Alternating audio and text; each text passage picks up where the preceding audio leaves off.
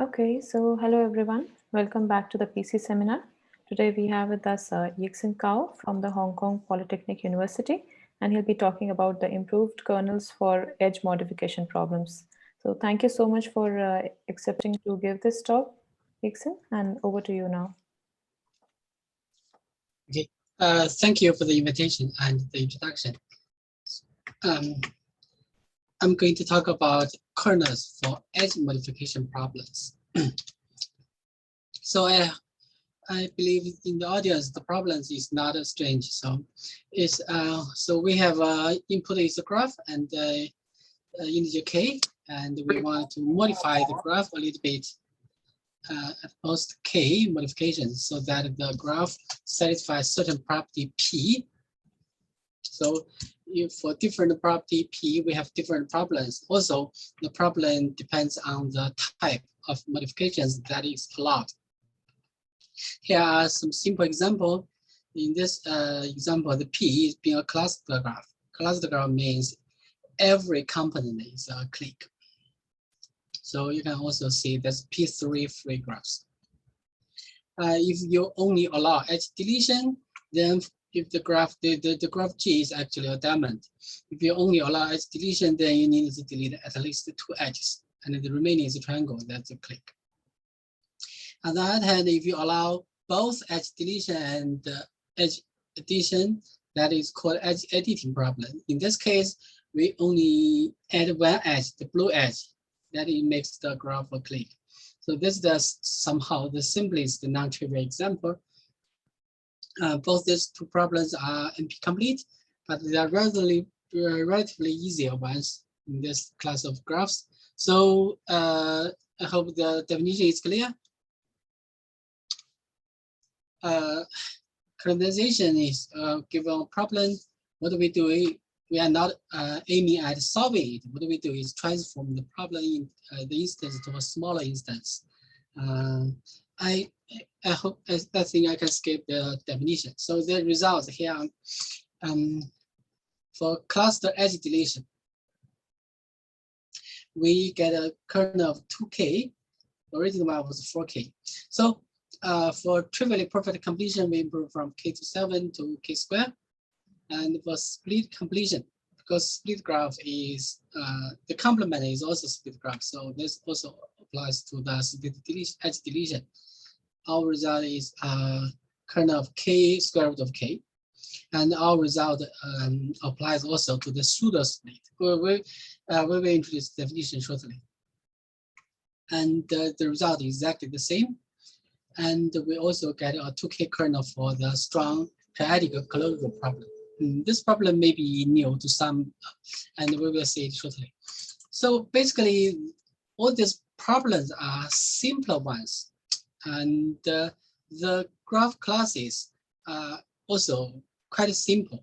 So all of them are known to have polynomial kernel, and most of the known kernels are have very low polynomial. But on the other hand, to further improve those already low polynomial kernels becomes more and more difficult actually somehow. Here is a diagram of the classes we studied. So they are relatively simpler ones. So the lower, the simpler.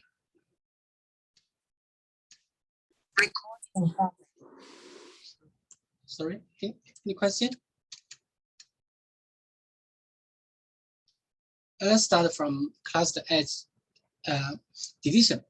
Actually, 10 years ago, when I was still a PhD student, I got a 2K word kernel for the cluster edge editing problem. And that kernel is very easy. Basically, it has only one rule. But I didn't write in the paper that the kernel also applies to cluster edge deletion problem. Actually, it does. And if we only consider edge deletion, actually the rule can be even simplified. So only one rule. So the simplified version of the rule is this: if there's a simplicial vertex V, this vertex is simplicial, such that neighbors of its neighborhood. So this part of edges, the number is smaller than or equal to the degree of V. Then what we can do is we move the close neighborhood of V as a separate clique and remove it from the graph. So in other words, we remove those edges. In other words, we remove this edges is optimal. The reason is simple. If we do not remove these edges, somehow we have to separate the close neighborhood of V some way.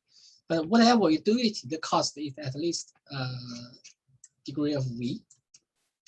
And but by cutting these edges, basically we have a separate graph, and it's easy to see. This definitely the cost is no larger than that.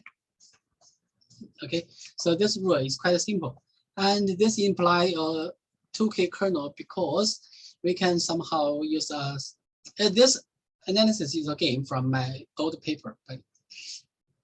So the simple observation is you are allowed to modify K edges. Then, in other words, you touch at most 2K vertices.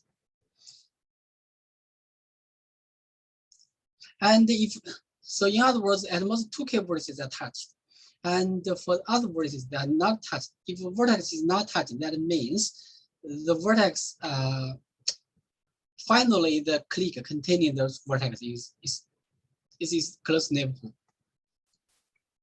Okay, so to bound the kernel size, what we do is we, let's consider the unweighted version. So make it simple. The idea is the same for weighted. So what do we do? Suppose you have a solution E minus, and for each edge, deleted edge, we assign cost 1/2 to its end. So you get 1/2, we get 1/2. Okay, so if a vertex is touched by deleted edge, then it gets 1/2 cost, right?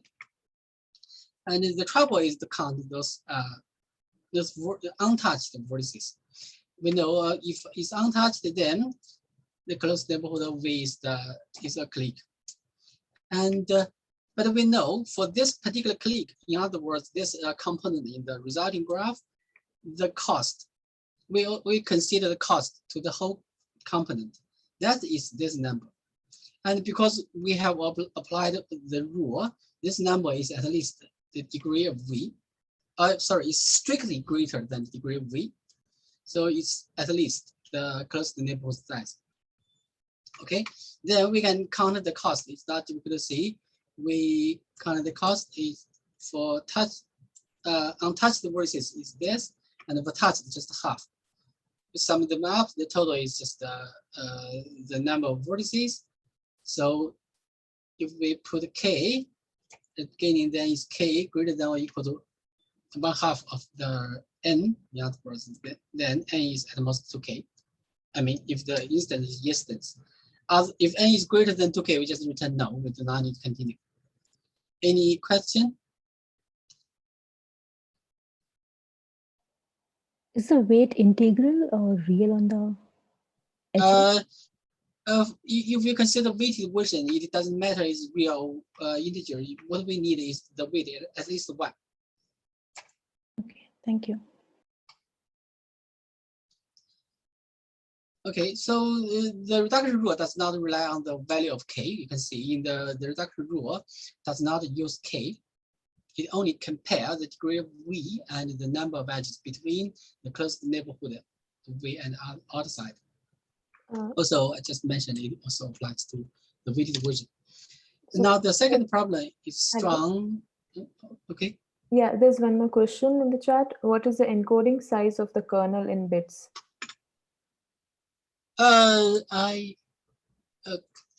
Chat. In this talk, I only consider the number of vertices. If you consider bits, I guess it's K square.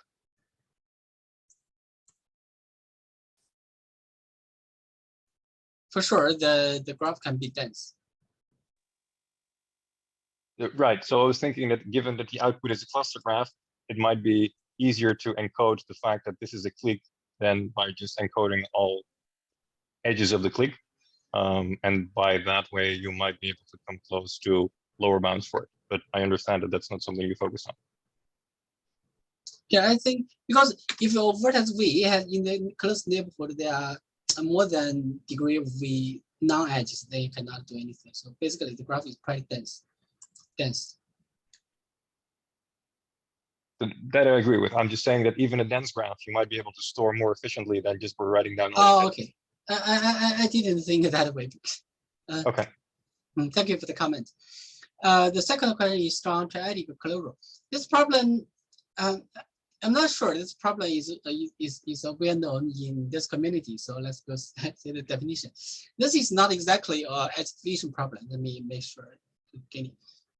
So the problem was from social networks. So what we are asked to do is partition the edge set into a strong edges and weak edges.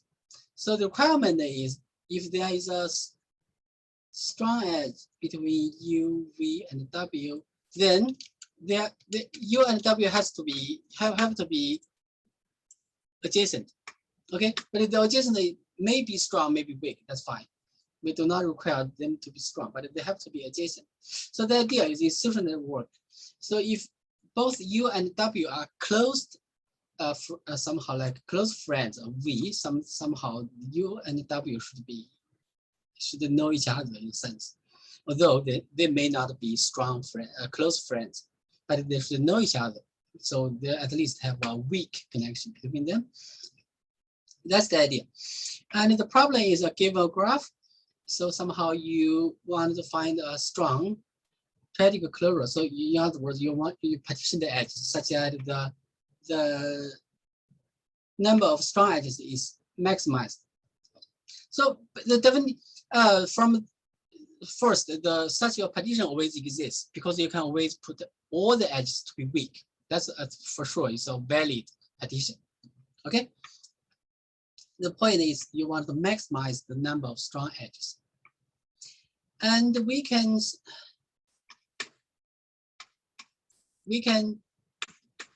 ask this problem somehow in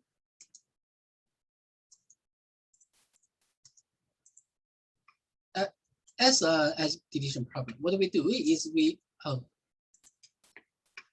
consider the weak edges as what we need to delete. Because we want to maximize the strong edges, right? So the deleted are the minimized. And the requirement is after they delete the weak edges, in every P3 of the remaining graph, the other edge actually was originally in the original graph. Okay, so any question about the problem?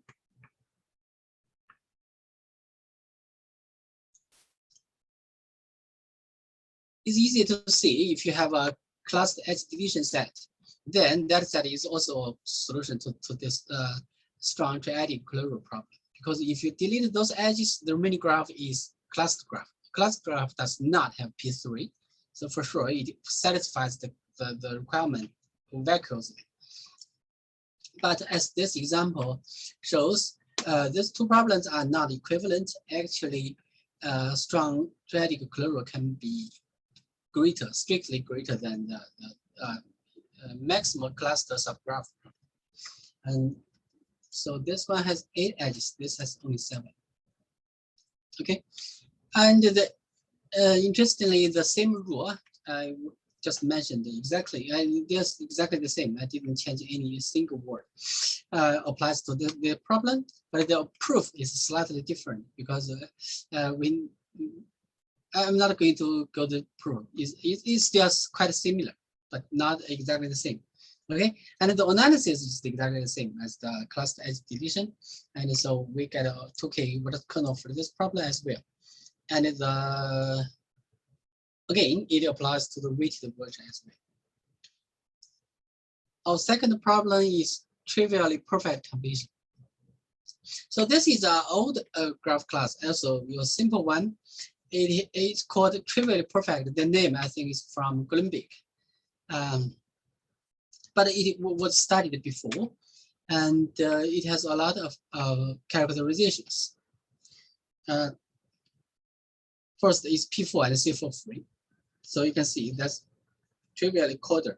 Actually, you can see also it's trivially interval graph. And this graph, in this graph, every connected component has a universal vertex. So somehow this is a very special interval graph in the sense that if you consider, if it's connected, then the intervals are either disjoint or one is contained in the other. Okay, so this can be also drawn if you consider this as a tree, somehow like this is a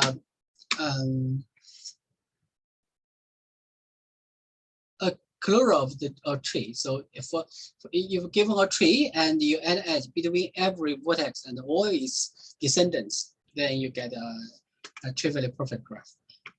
So the other way to say is for every pair of adjacent vertices, the cluster neighborhood, one of the cluster neighborhood is a subset of another.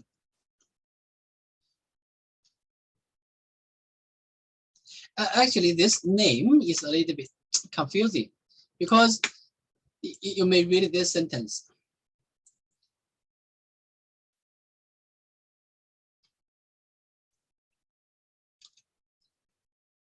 Okay, we use this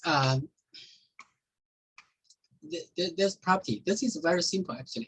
So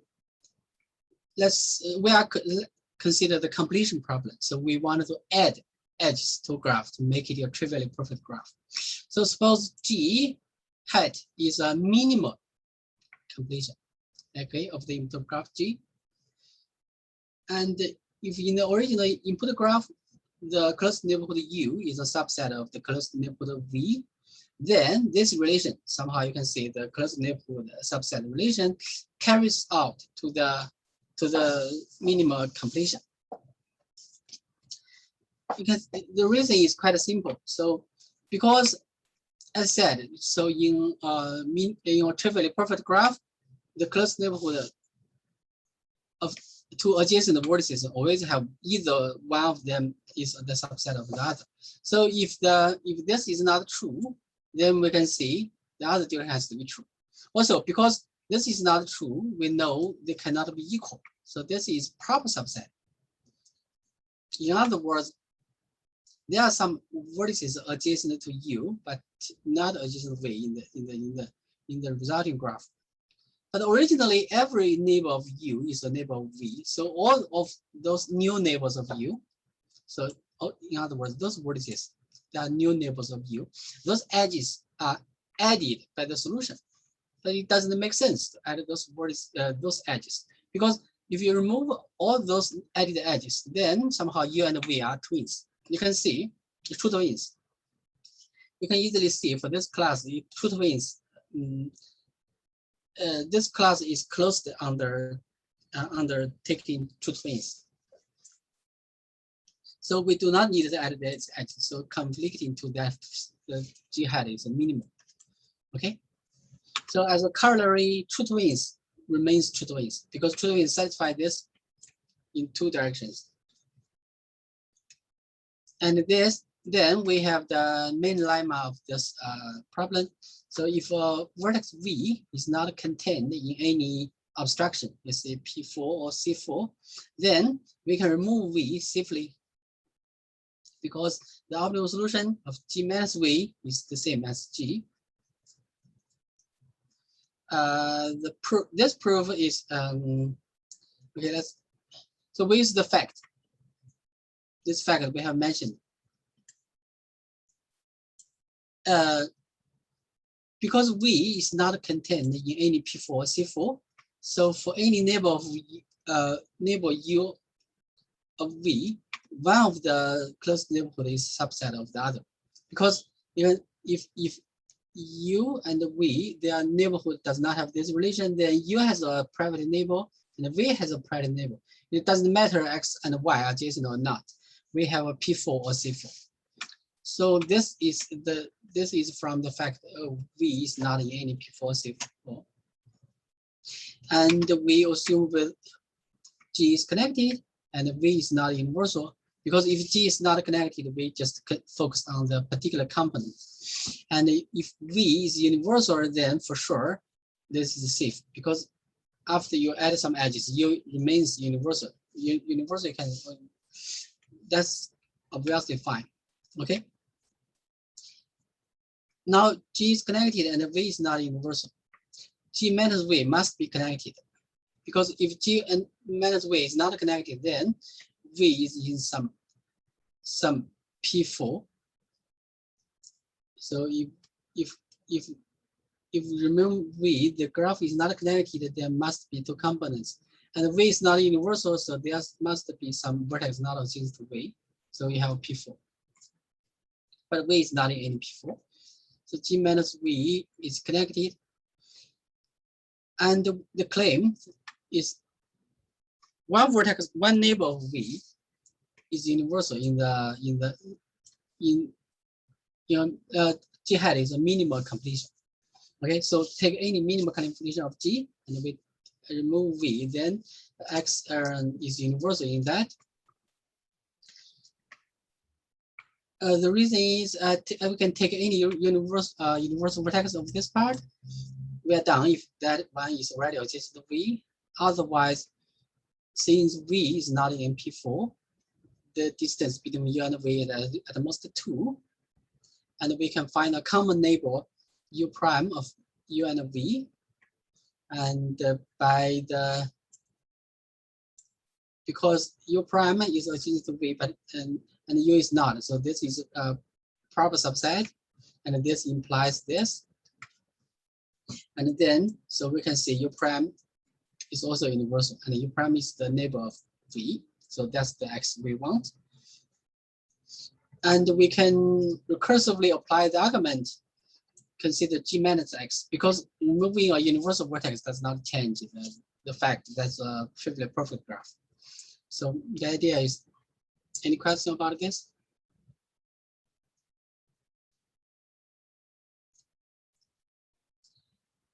After this rule, everything is simple, because if you consider the two obstructions, P4 and C4, we have to add one of these two edges. In P4, we have another missing edge between V1 and V4, but adding that one is not helpful, because if you add this edge, basically what you do is you transform the P4 into C4, but C4 is also an obstruction. It's not, we still need to add these two dashed edges. We consider these two dashed edges as somehow like a candidate pair. So in each pair, we need to add one of them. So this is kind of like a vertex cover. You have each pair, at least one from each pair. Okay, and we have a rule: if an edge appears in more than k pairs, then we add that edge, because if you do not add, then you need to add k plus 1, then there's no instance. So after that, everything is the same as vertex cover. So every candidate edge is in at most k pairs. And so then at most k squared plus k candidate edges, because we also remove the vertices that are not in any obstruction. So in other words, every vertex is in an obstruction. And because every vertex in obstruction is in one of the candidate edge. So the total number of vertices is 2k squared plus 2k.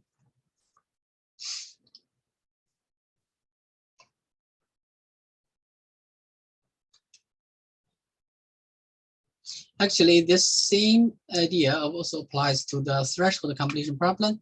For threshold graph, there's another obstruction, is 2k2. Okay, for 2k2, we have 4 missing edges, but you can see they form 2 pairs, the blue pair and the olive pair. You have to add 1 from each pair.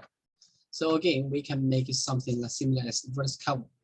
And we also got a k square kernel, but I didn't list this in the results because there's already a k square vertex kernel for this problem.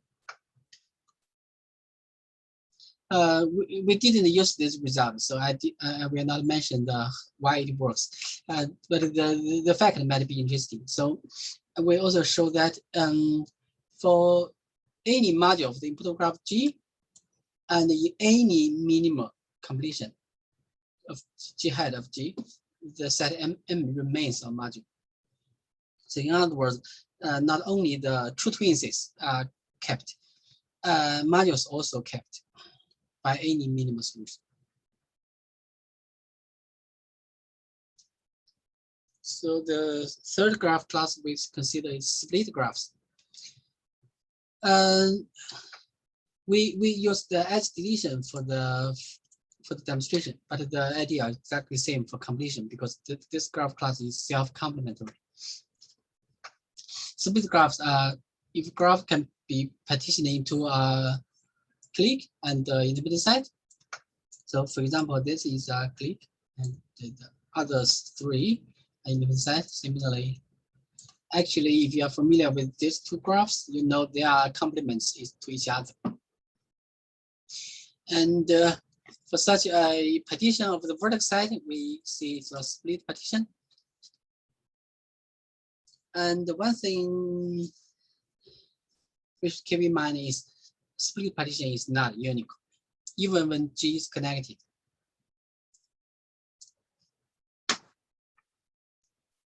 A simple fact about split graph is all split graphs are coded, because you can easily see if you have a hole, then you cannot partition that into click and into the side. And from this, you can easily see the obstructions of split graphs are TK2, C4, and C5.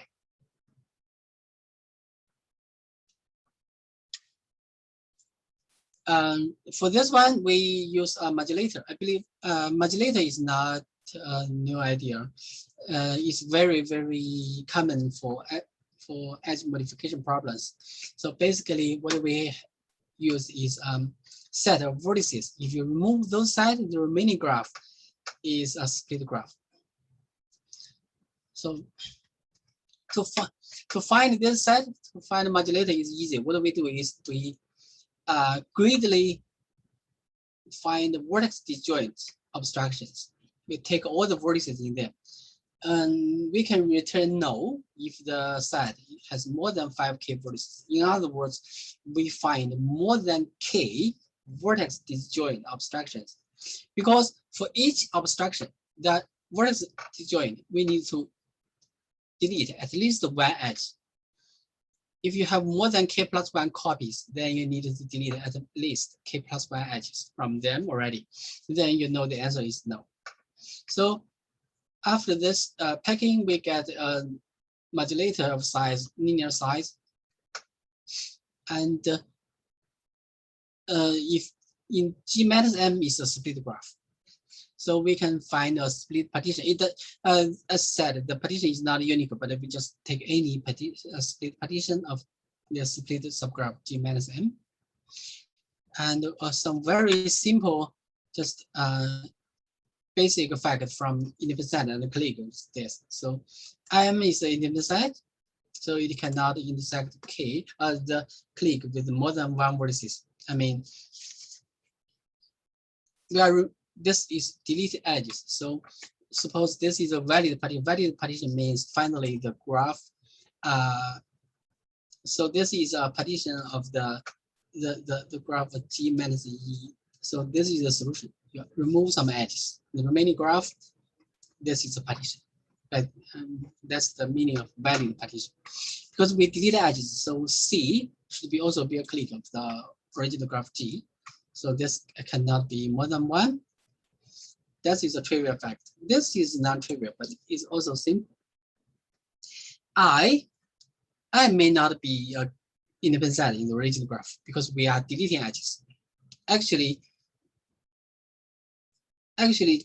what we are deleting exactly are the edges between vertices in I, because we do not need to delete any edges in C or between C and I.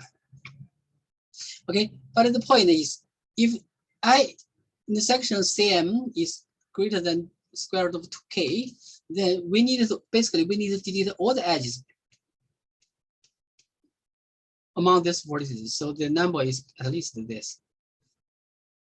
So it cannot be greater than square root of 2k, otherwise this number is greater than k.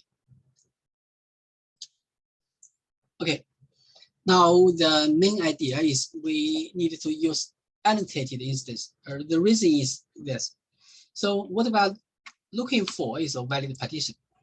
Okay, we wanted to know for your vertex, are you going to the click side or the independent side in the final result? Okay, that's all we needed to know and wanted to know. And if we check the instance, we can easily see for some vertex, we know it goes to the click side or goes to the independent side. But the trouble is, even we know which side it goes, but we cannot simply delete them. We know it's a click vertex, but we cannot delete it. The reason is that deleting it changes the instance. So we introduced the annotated version. So we mark certain vertices as they have to be in the independent side in the final solution. Okay, so we use I0 to denote the side of mark vertices. But we do not mark vertices finally in C. In that case, if we know vertex has to be C, then what we do is we mark this vertices. So non-neighbors of V and remove V. Okay, this is safe. I guess I can skip this reason why this is safe. This is not difficult. Okay, so we do not need to mark both sides. We only mark those vertices have to be in I. Now we have an annotated instance. Besides G and K, we also have a set of marked vertices. Okay, and this rule is actually it's going to be the last step of the algorithm. After we do everything, we translate back from annotated vertices to original vertices. In other words, remove the annotations. This step is very easy. What we do is we add a click of this size.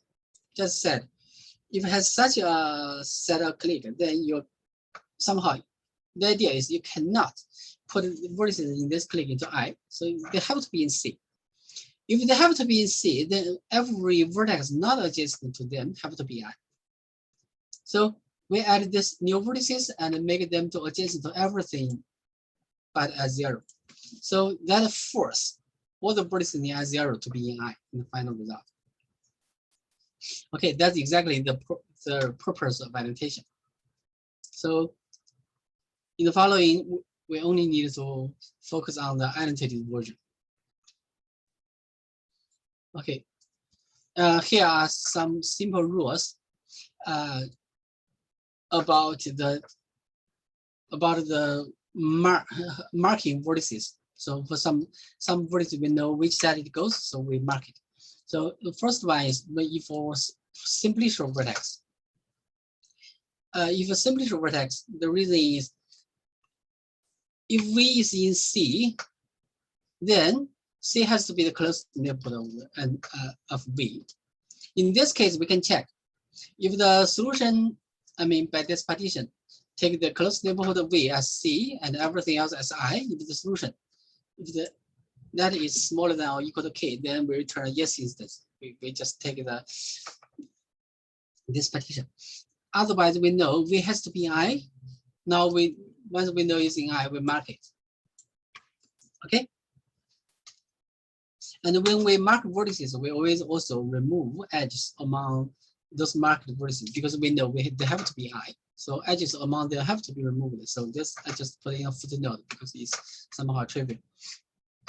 Okay, and the second one is we mark every vertex has more than square root of 2k non-neighbors in CM. Remember, CM is a click of the original graph. If a vertex has more than this number of non-neighbors, and if this vertex if V has this number of non-neighbors, then it cannot be in C, because if V is in C, then all those vertices have to be in I. Then the number of edges we need to delete is strictly greater than K. We cannot do that. So V has to be in I. We mark it. And these two rules are quite straightforward. The last one is a little bit tricky, and that's the, okay, the idea is this. So basically, suppose here are the vertices, marked vertices, and for all the other vertices, actually, we do not really need to worry about which vertex in S0 is adjacent to that. What we need, the information we need is how many vertices in S0 is adjacent to that. So we can take P is the largest number of neighbors for a vertex here in S0. And suppose this, so P is then, so in this case, P equals 4. And then we can replace S0 by just 4 vertices. And just arbitrarily put the vertex here to have neighbors in S0. As long as the numbers is correct, then the instances are equivalent. The reason is here, because the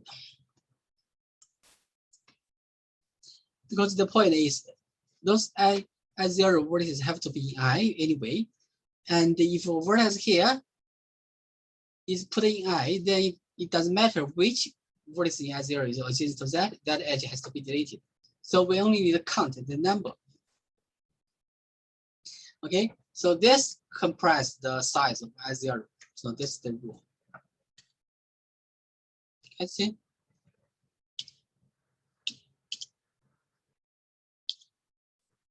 And finally, we recall, we do not use this term, but this one is from Go. I think this is the first kernel of this problem. Changes the rule that if a vertex V is not in any obstruction, then you can remove it. And somehow this is quite interesting because this rule was originally from Go and is also used by Gauche and others in 2015. So in both of the previous results, this rule is the only one that removes vertices. What they do is change the graph and then use the rule again. That's our algorithm is slightly more complicated. So what we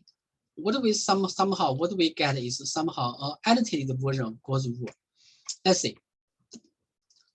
Suppose you have a, so this is vertex in I0. You can think this way. So suppose U, W, and V. This is a P3. P3 is not an obstruction, but in our annotated version, this is obstruction because we know V has to be in I. U and W cannot be both in C, right? So in other words, at least one of the edges, U, V, and VW has to be deleted. Okay, so in a sense, for our annotated version, such a P3 is a minimum forbidden strategy. Okay, and then a C4 or C5, if a C4 involves vertex in I0, then it's not a minimum because it contains such a I0 centered P3. So if we consider this way for our annotated version, the obstructions are C4, C5, avoiding I0, and I0 centered P3 and K2.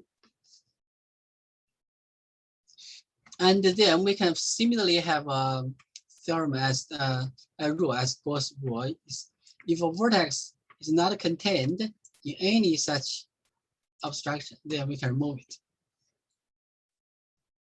I'm not going to prove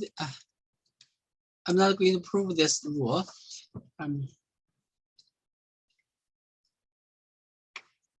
So the analysis is after that rule, the clique is at most k square root k, and the I part is linear.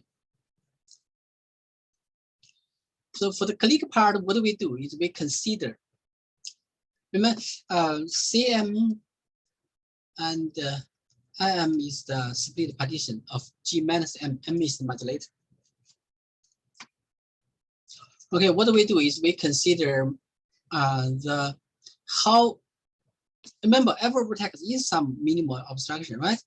And your minimal obstruction, some edge is deleted. So we consider a solution.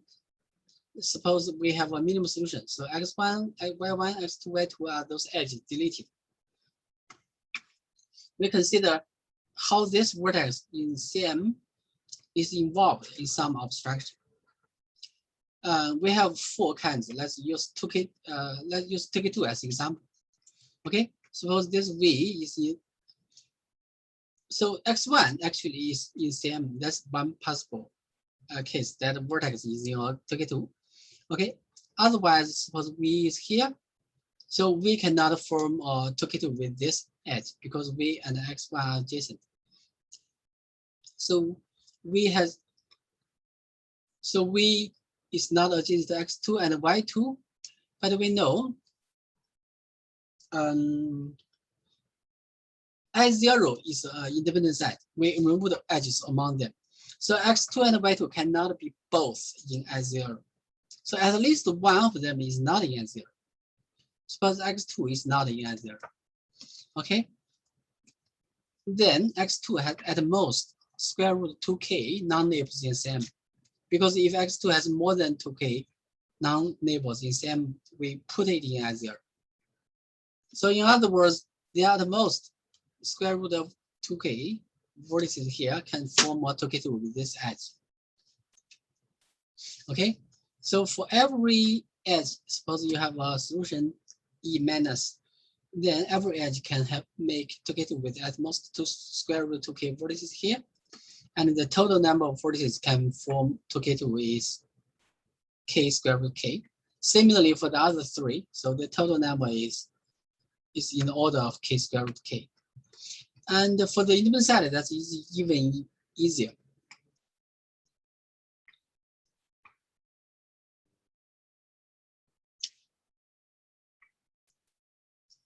Because this is the fact we have mentioned. A clique and an independent set intersection at most 1. And a vertex in this part, this is not I0. This cannot be simply sure. Because if it's simply sure, we have put it in I0. Okay, so every vertex here has 2 non-adjacent neighbors. So that is I0 centered P3. So we need to delete one edge of that. So it cannot be more than k.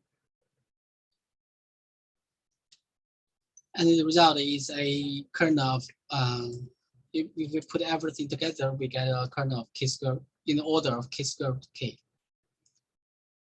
So for the split edge deletion, if we consider split completion, for sure, the same result holds. But if you analyze it more carefully, you can see the number of edges is smaller. The reason is for edge deletion, we have C smaller than, and I is, and if you consider completion, that's reversed. So I is greater, but C is capital is bigger of K. So the number of edges is K to the power of 2.5 instead of 2K to the power of 3. Any questions so far?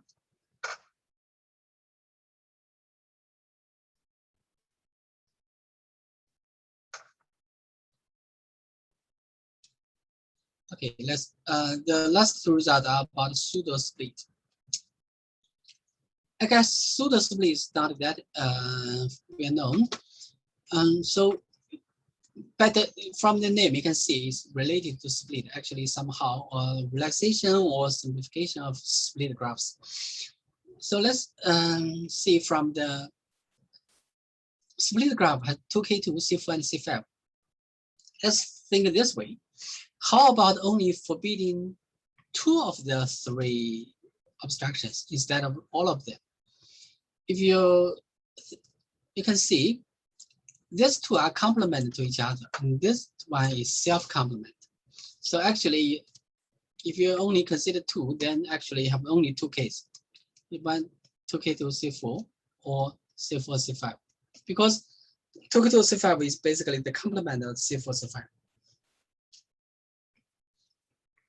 Okay, and C4 C5 is somehow not well studied.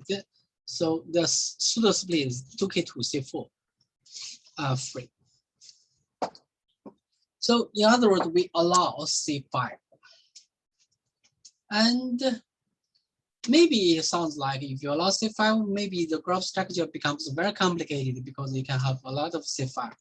But the truth is, Meffrey and Prisman proved if you forbidden 2k2 and C4, the graph can have at most 1 C5. Okay, and such a graph is called a pseudo split graph, and the vertex side can be partitioned into a clique C, an independent side I, and another side S. So C clique, I independent side, S is a C5. Of course, S can be empty. If S is empty, then the graph is a split graph.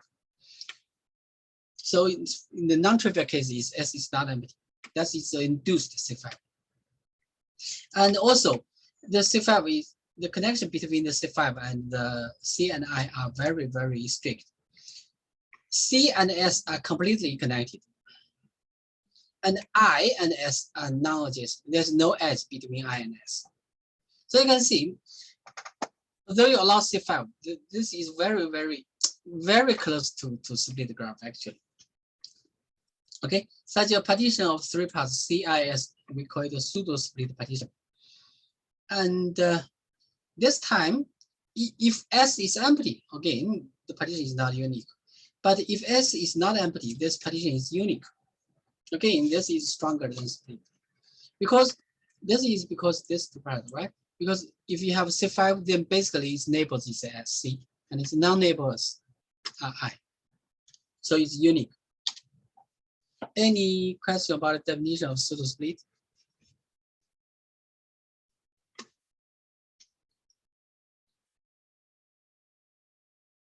The observation is quite simple.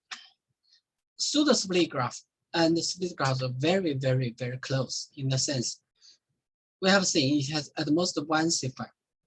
And we can also think this way. A pseudo split can be easily turned into a split graph by small change, very small change. We can either remove any vertex from the C5. Because if you remove the C5, for example, if you remove this vertex, then you can add this 2 into C and put the other 2 into I. Okay? Similarly, you can remove any 2 consecutive edges from the C5 for the same reason. So you can see if we use this to mean PSED means pseudo split edge deletion, and this split edge deletion, I mean the minimal solution for the graph G. And then we easily have this inequality. For sure, this is trivial because every split graph is a pseudo split graph. And this is from this fact. Because after you get a pseudo split, you can delete 2 edges to make it a split graph. Okay? And if they are equal, then somehow that's the either case. And otherwise, they were not equal. That means this graph, for any, if you consider the graph as the input to the pseudo split edge deletion, any optimal solution leaves a pseudo split graph that is not split. In other words, S is not empty. Okay, in the non-trivial case, S is always not empty, and we can show in this case the S is actually an induced C5 in the original graph. So in other words, we do not change S at all. The idea is if you change S, you can find another solution that have the same size, and the resulting graph is split graph. So somehow you can think this way: if we can make a split graph with the same cost, we do it. So we make a pseudo split graph with the C5 only when there's no other choice. In that case, the S has to be C5. Okay, and there's another technical condition on that. But to apply our idea about split edge deletion to pseudo split edge is we have a trouble at the beginning. Remember, what's very important for our result is we can delete vertices not in any obstruction. That's from Gore's result. But this is not true for pseudo split. This example, so V6 is not in any 2K2 or C4. You can see in this graph, the only forbidden obstruction is this C4. V1, V2, V3, V4. This graph has no 2K2. But if you delete V6, you change the optimum solution. The original graph has optimum solution is 2 because you have a C4, you need to delete one edge from them, but whatever you delete, you got a 2K2. So you need to delete another one. Is that if there's no V6, then you can delete, I think this edge is sufficient, I think. Okay, so we cannot just delete vertices not in any obstruction. Interestingly, the original statement of Gore's hold. If V is not in any 2K2, C4, or C5, then we can delete it. Even C5 is not obstruction, but we still need it. Okay, and this is not difficult to show actually. This proof is simpler than Gore's original proof. After that, we can use the same reduction rules and the same argument to get the kernel for pseudo split edge deletion. Exactly the same argument and the same analysis. So I skip it. The last one is pseudo split edge editing. Maybe, so this problem is I am allowed to add and delete edges. So I'm allowed to add some edge and delete some edge. The total number of modifications is at most k, and the result is pseudo split graph. Somehow a famous result is for split graph, the same problem is polynomial.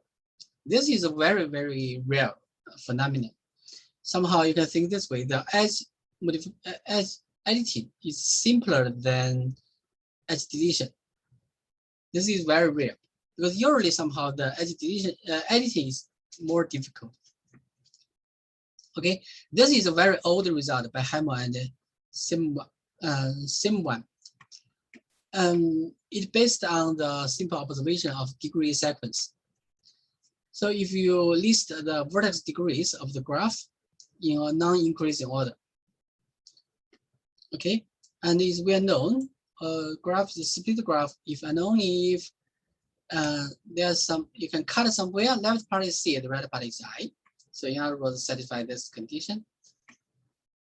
That's a very well-known fact. And what Hammer and Simwan showed is for the somehow almost the same idea applies, can solve the split edge editing problem. What do? You can find a certain K and take the left part as C and the right part as I. And you add all the missing edges in C and you delete all the edges among I, and that's the solution. And that's optimal. And there, for any degrees sequence in non-increasing order, there's some K to make it correct. So in other words, you do not need a spatial degree sequence. Okay, just list the degrees non-increasingly. Then you can take a, just easily find one. Okay. So this problem can be solved in polynomial time. And we show pseudo split edge editing can also be solved in polynomial time. But again, the original algorithm doesn't work. Here is a counterexample. So this is a graph of 10 vertices, and their degrees are listed in non-increasing order as follows. So here the numbering is the same as the degree sequence. So V1 has largest degree, V0, 7. This is 5. So V0, V1, V2, V3, V4, just like this. And you can see for this particular graph, the only optimal solution is to add this to add on edge here and remove this. Wait a second. Remove this. Yeah, this 3 edges. No, remove this 3 edges. That's the only optimal solution. The size is 4. After that, the partition is V0, V1 is the click, and the 3, 8, 9, this part is the element set, and the 5 is S. But you can see the 3 parts are mixed in the degree sequence. So you cannot take an arbitrary degree sequence and cut somehow like this way. It doesn't work. Maybe you can find a smart degree sequence, but that's another story. We didn't try that direction. Okay, but definitely you cannot take an arbitrary one. So we solve the problem this way. Again, we use the same observation. So if we consider pseudo split as editing optimum solution, we have this inequality. That's the same idea as the edge deletion. And again, we consider the non-trivial case. If they are equal, then we can use the previous algorithm. And we can show for any, if they are not equal, and for any minimum solution to G, and for any the partition, we must have S because they are not equal. So we must have a non-empty S. And again, there's induced a C5 in the original graph. And again, there's at most one edge between S and I. So finally, after the additive, there's no edge between S and I. So the idea is, if you have 2 edges between them, then we can somehow find out another solution to change S, so that the resulting graph is split graph, so that's equal. So if there are more than one, this have to be equal. Similarly, if there are 2 missing edges between S and C, they are equal. Okay, so you can see somehow this the proof is quite simple actually. So this example proves the first fact. If S is not an induced C5 in the original graph, for example, if this edge you delete, then what we do is we do not delete this edge. Instead, we delete this edge. We keep this edge. Then this is a click. And V4 and V5 go independent side. Then that's another solution of the same size, but the resulting graph is split graph, so contradict to this. Similarly, this 2 diagrams proves the second part. The third is complement to the second. Okay, and then the algorithm is quite simple because we know the S is 5 vertices and induce the C5 in G. We just enumerate every side as induce the C5, and we find is vertices with at most one neighbor in S and at least 4 in S. Because as I said, they can at most one edge between S and I, and at most one missing edge between C and S. So S somehow totally decide the partition. So as long as you can enumerate all the C5 induced C5, you find the C and I, you find the partition, and you find the solution. So that's all I have to say. Thank you. Okay, thank you for the talk. I guess we can take 1 or 2 minutes for questions. So if anybody has questions, they can just unmute and ask.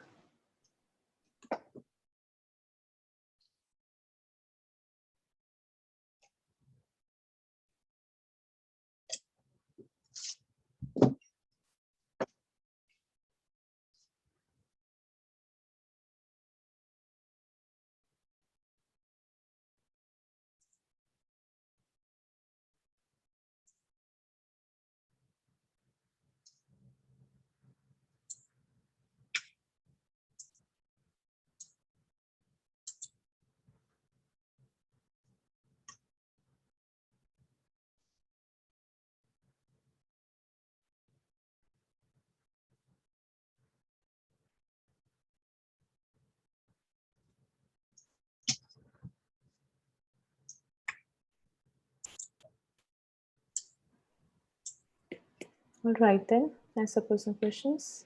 So thank you once again for the talk. It was great to Thank have you. you. Thank And you. we Bye. bye. We conclude our session for today here. See you all next week. Thank you. Bye.